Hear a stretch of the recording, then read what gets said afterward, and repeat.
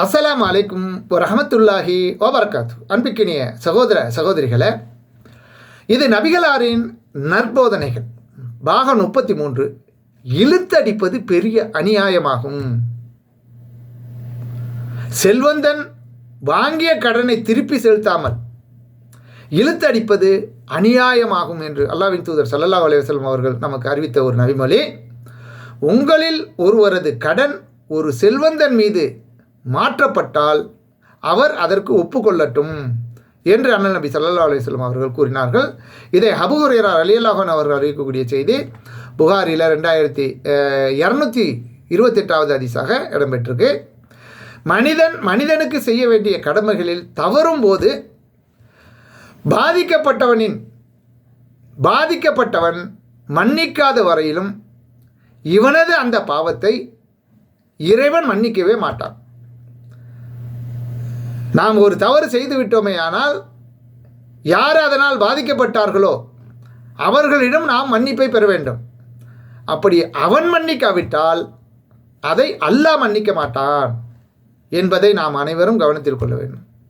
எனவே மனித உரிமைகளில் அதிகமாக நாம் கவனித்து செலுத்திக் கொள்ள வேண்டும். மனித உரிமைகளுக்கு அல்லாஹ் தலையிட மாட்டான். உலகத்தில் மனித உரிமைகள்னு சொன்னால் கணவன் மனைவிக்கு செய்ய வேண்டியது, மனைவி கணவனுக்கு செய்ய வேண்டியது, பெற்றோர்கள் பிள்ளைகளுக்கு செய்ய வேண்டியது, பிள்ளைகள் பெற்றோர்களுக்கு செய்ய வேண்டியது, அனைத்து விதமான உறவுகளும் அதில் வந்துடும், மனித உரிமைகளில் வந்துடும். சரியா? இவைகளில் கவனம் எடுக்கணும். எனவே மனித உரிமைகளில் அதிகமாக கவனம் செலுத்த வேண்டும். அடுத்தவனின் உரிமைகளை பாதிக்காத வண்ணம் நமது செயல்களை அமைத்துக் கொள்ள வேண்டும். குறிப்பாக கடன் வாங்குபவர்கள் குறித்த நேரத்தில் வாங்கிய கடனை திருப்பி செலுத்த வேண்டும். கடனை திரும்பி தருவதற்குரிய வசதிகள் வந்த பிறகும் கொடுக்காமல் இழுத்தடிப்பது மிகப்பெரிய அநியாயமாகும். பண வசதி இருந்தும் இன்று நாளை என்று இழுத்தடிப்பது பாவமாகும். எனவே வசதி படைத்தவர்கள் வாங்கிய கடனை உடனே திருப்பி செலுத்திவிட வேண்டும்.